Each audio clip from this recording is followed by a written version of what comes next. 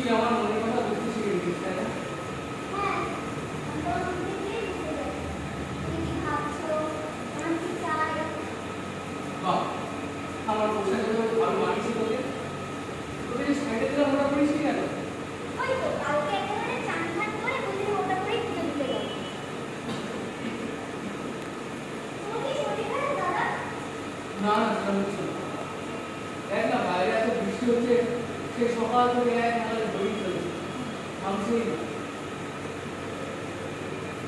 তুমি কি করেছো খেয়ে নাও।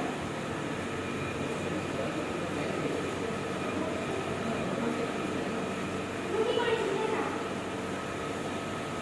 না, খেতে ইচ্ছে করছে না।